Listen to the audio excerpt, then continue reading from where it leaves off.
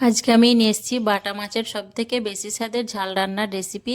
এইভাবে একবার আমার মতো করে বাটা মাছের ঝাল রান্না করে দেখুন, গরম ভাতে জাস্ট জমে যাবে। এতটাই মজার হয় বাটা মাছের এই ঝাল রান্নার রেসিপিটি, গরম গরম ভাতের সাথে খেতে অপূর্ব লাগে। তো চলুন তাহলে আজকের এই বাটা মাছের ঝালের রেসিপিটি দেখে নেওয়া যাক। আসসালামু আলাইকুম, আসার মিনি কিচেনে সকল বন্ধুদের স্বাগত জানিয়ে শুরু করছি। এখানে দেখুন আমি 4টে বাটা মাছ বেশ ভালোভাবে বেছে ধুয়ে পরিষ্কার করে মাছের মধ্যে পানিটাকে ঝরিয়ে নিয়েছি। এখন এই মাছের মধ্যে আমি দিয়ে দিচ্ছি হাফ চামচের মতো নুন, আর দিয়ে দিচ্ছি হাফ চামচের মতো হলুদের গুঁড়ো। দিয়ে বেশ ভালোভাবে আমি মাছের মধ্যে নুন হলুদটাকে মাখিয়ে নেব, যাতে সবগুলো মাছের মধ্যে নুন হলুদটা বেশ ভালোভাবে লেগে যায়। মাছের মধ্যে বেশ ভালো করে নুন হলুদটাকে মাখিয়ে নিয়ে তারপর এটাকে আমি 10 মিনিট রেস্টে রেখে দেবো ম্যারিনেটের জন্য।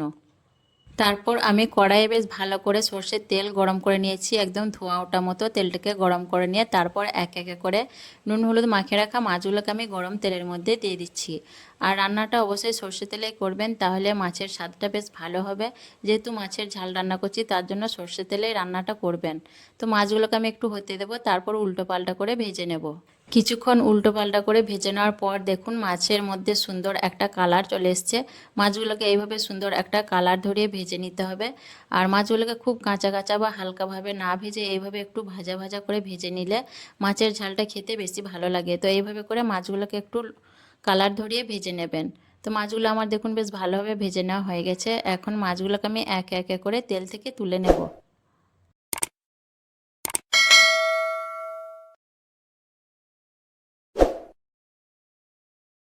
সবগুলো মাছ আমি তুলে নিয়েছি দেখুন একটা থালার মধ্যে। আর মাছগুলোকে এইভাবে সুন্দর একটা কালার ধরিয়ে ভেজে নেবেন, তাহলে দেখুন মাছের ঝাল রান্নাটা খেতে খুব বেশি ভালো লাগবে। তারপর এই তেলের মধ্যে দিয়ে দিচ্ছি ছোট চামচে 1 চামচ কালো জিরে, আর দিয়ে দিচ্ছি 6-7টা মতো কাঁচা লঙ্কা চেরা। আর ঝালটা অবশ্যই নিজেদের পছন্দ মতো দেবেন। দিয়ে আমি নাড়াচাড়া করে কালো জিরে আর কাঁচা লঙ্কাগুলোকে একটু ভেজে নেব।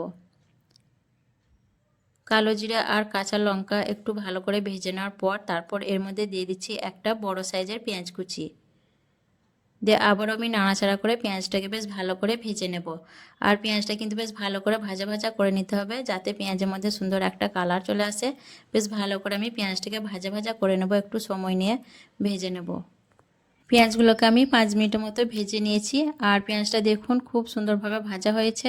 পেঁয়াজটাকে একদম ভালো করে আমি ভেজে নিয়েছি, পেঁয়াজের মধ্যে সুন্দর একটা কালার চলে এসছে। এইভাবে করে পেঁয়াজটাকে ভাজা ভাজা করে নিতে হবে। তারপর দিয়ে দিচ্ছি একটা আমি টমেটো কুচি। টমেটোটাকে দেখুন বেশ ছোট ছোট করে কুচি করে কেটে নিয়েছি। দিয়ে টমেটোটাও একটু নাড়াচাড়া করে আমি ভেজে নেব। আর টমেটো ভাজতে ভাজতে এখানে আমি দিয়ে দেবো সামান্য নুন। নুন দেওয়ার কারণে টমেটোটা তাড়াতাড়ি নরম হয়ে যাবে। তাই আবার আমি বেশ কিছুক্ষণ টমেটোটাকে নাড়াচাড়া করে নেব, যাতে টমেটোটা একটু নরম হয়ে যায়। টমেটোটা একটু নরম করে ভেজে নেওয়ার পর দিয়ে দিচ্ছি সামান্য হলুদ গুঁড়ো, হাফ চামচ দিয়ে দিচ্ছি ঝালের জন্য লঙ্কার গুঁড়ো। ঝালটা অবশ্যই নিজেদের পছন্দ মতো দেবেন। দিয়ে নাড়াচাড়া করে বেশ ভালো করে মশলাটাকে আমি কষিয়ে নেব। বেশ একটু সময় নিয়ে মশলাটাকে কষিয়ে নেব, যাতে মশলা থেকে তেলটা বেশ ভালোভাবে ছেড়ে দেয়। 4-5 মিনিটের মতো কষে নেওয়ার পর দেখুন মশলা থেকে তেলটা বেশ ভালোভাবে ছেড়ে দিয়েছে, আর মশলাটাও বেশ ভালোভাবে কষে নেওয়া হয়ে গেছে। এখন আমি আরও একটু নাড়াচাড়া করে নেব, দিয়ে টমেটোগুলোকে একটু গলে নেব খুন্তি দিয়ে। টমেটোগুলোকে এভাবে করে একটু গলে নিতে হবে। টমেটোটাকে নাড়াচাড়া করে বেশ একটু ভালো করে গলিয়ে নিলাম। তারপর আমি এখানে দিয়ে দিচ্ছি 1 কাপের মতো গরম পানি। খুব বেশি পানি দেব না, 1 কাপের মতো পানি দিয়ে দিয়েছি। দিয়ে নাড়াচাড়া করে ঝোলটাকে একটু বেশ ভালো করে ফুটিয়ে নেব। ঝোলটাকে বেশ ভালো করে ফুটে নেওয়ার পর এখন আমি এর মধ্যে দিয়ে দিচ্ছি সর্ষে আর পোস্ত বাটা।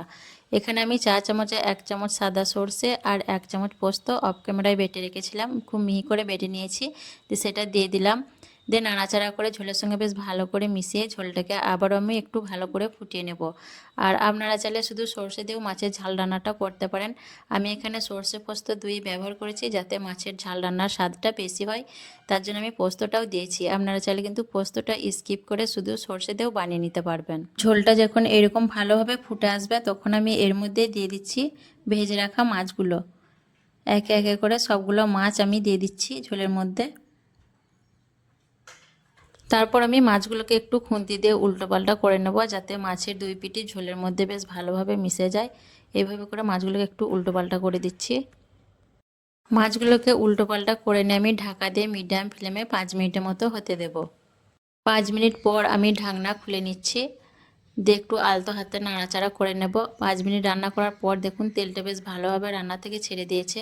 আর এই পর্যায়ে যদি বাড়িতে ধনেপাতা থাকে একটু দিতে পারেন, আমার কাছে নেই তাই দিচ্ছি না। একটু নাড়াচাড়া করে নিয়ে এর মধ্যে দিয়ে দিচ্ছি চা চামচে 1 চামচ কাঁচা সর্ষের তেল, এতে করে সুন্দর একটা ফ্লেভার আসবে। তেল দেওয়ার পর আমি ঢাকা চাপা দিয়ে গ্যাসটাকে অফ করে দেবো, দিয়ে আমি 2 মিনিট ঢাকনা দিয়ে স্ট্যান্ডিং টাইমে রেখে আপনাদের দেখিয়ে দেবো। 2 মিনিট পর আমি ঢাকনা খুলে দেখিয়ে দিচ্ছি দেখুন, আর মাশাল্লাহ কতটা লোভনীয় হয়েছে দেখুন দেখতে। তো এভাবে অবশ্যই একবার বাটা মাছের ঝাল রান্না করে দেখবেন, গরম ভাতের সাথে জাস্ট জমে যাবে, এতটাই মজার হয়। আর কেমন লেগেছে অবশ্যই কমেন্টে জানাবেন, ভালো লাগলে লাইক করবেন, শেয়ার করবেন, আর আমার চ্যানেলটিকে সাবস্ক্রাইব করে আমার পাশে থাকবেন। আসবো আবার অন্য কোনো রেসিপি নিয়ে। সকলে ভালো থাকবেন, সুস্থ থাকবেন। আল্লাহ হাফেজ।